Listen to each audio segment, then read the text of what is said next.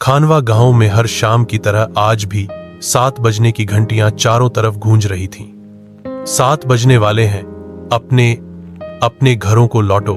गांव की गलियां धीरे धीरे सुनसान होती जा रही थीं। जी राणा सा, हां बोलो, सब लोग घर पहुंच गए क्या? जी हां, लगभग सब चले गए। लगभग? तुझे मालूम है ना 7 बजने के बाद क्या होता है यहां? जी हां, चिंता मत कीजिए, मैं बाकी सबको भी अभी भेज देता हूं। ठीक है, और खुद भी वक्त से पहले घर लौट जाना। देव का पिता राणा सा घर के दरवाजे बंद करने की तैयारी में थे। देव सुनो बेटा। हां बाबा, जल्दी से जाकर सारी खिड़कियां और दरवाजे बंद कर दो, 7 बजने वाला है। अभी करता हूं पापा। गांव के चौक में कुछ लोग अब भी खड़े थे। ओए दुकानदार, अब दुकान बंद कर, समय हो गया है। काकी, एक चाय तो दे दो। रे बावले, घंटी नहीं सुनी क्या? 7 बजने वाला है, जल्दी घर भाग वरना पछताएगा। काकी, तुम भी ना, ये सब अंधविश्वास है बब्बन, अब बहस का समय नहीं है। अगर रास्ते में वो दिख गए तो फिर किसी दरवाजे के अंदर नहीं घुस पाएगा, समझा? ठीक है, जा रहा हूं। राणा सा ने आखिरी बार पूरे घर का जायजा लिया। देव खिड़की दरवाजे सब बंद कर दिए। जी पापा, और पर्दों की क्या जरूरत? खिड़कियां तो बंद हैं, और वैसे भी वो तब तक घर में नहीं आ सकते जब तक कोई बुलाए ना। देव जी, पर्दे इसलिए लगाए जाते हैं ताकि हम उन्हें देख न सकें। अगर हम उन्हें देख लेंगे तो वो हमारी आंखों के जरिए हमारे मन में घुस जाएंगे, और फिर जो होगा वो तुम्हें भी पता है। क्या मम्मी के साथ भी ऐसा ही कुछ हुआ था? राणा सा चुप हो गए। बस अब जाओ और पर्दे लगाओ, जल्दी। देव खिड़कियों पर पर्दे लगा ही रहा था कि तभी कुछ देखा, ऐसा कुछ जिससे उसकी सांसें थम गईं। देव बेटा।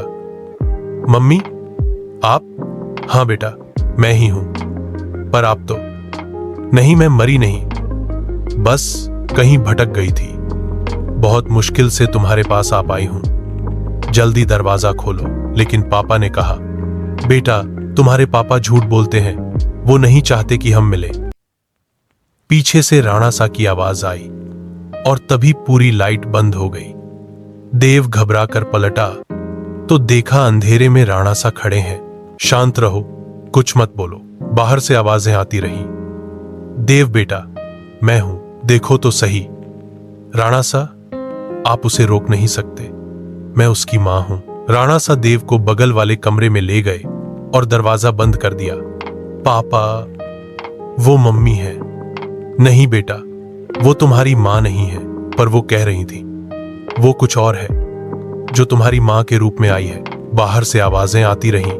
देव, मुझे पहचानो, मैं ही हूं। बेटा, दरवाजा खोलो ना। राणा सा ने देव को गले लगाया। शांत हो जाओ, सुबह सब समझा दूंगा। देव अपने पापा की गोद में सो गया। अगली सुबह, देव, उठो बेटा। पापा, मम्मी, अब तो मिल सकते हैं ना? हां, चलो मेरे साथ। देव अभी भी अधसोया सा दरवाजे की तरफ देखता रह गया। बाहर बस सुबह की हल्की रोशनी थी, पर कोई नहीं, ना उसकी मम्मी और ना ही उनकी आवाज। पापा, अगर वो मम्मी नहीं थी तो फिर वो कौन थी? राणा सा गहरी सांस लेते हैं और देव को पास बिठाकर धीरे धीरे बताने लगते हैं। सालों पहले गांव में एक औरत आई थी, बिल्कुल सामान्य दिखने वाली। वो कहती थी कि उसका बच्चा खो गया है। दिन में वो गायब हो जाती और रात होते ही हर दरवाजे पर जाकर कहती, मैं उसकी मां हूं, दरवाजा खोलो। कुछ लोगों ने दरवाजा खोला और फिर कभी नहीं दिखे। उस औरत का असली चेहरा किसी ने नहीं देखा, पर उसकी सच्चाई हम सब जान गए। वो एक छाया थी, एक ऐसा रूप जो इंसानों की यादों का इस्तेमाल करता है। मां, पिता, भाई, बहन, किसी के भी रूप में आ सकती है। और अब उसने तुम्हारी मां का रूप ले लिया है। देव की आंखें भर आईं। तो क्या मम्मी वापस नहीं आएंगी? नहीं बेटा, राणा सा बोले, वो कभी वापस नहीं आएंगी और हम उन्हें बुला भी नहीं सकते, क्योंकि वो अब सिर्फ यादों में है।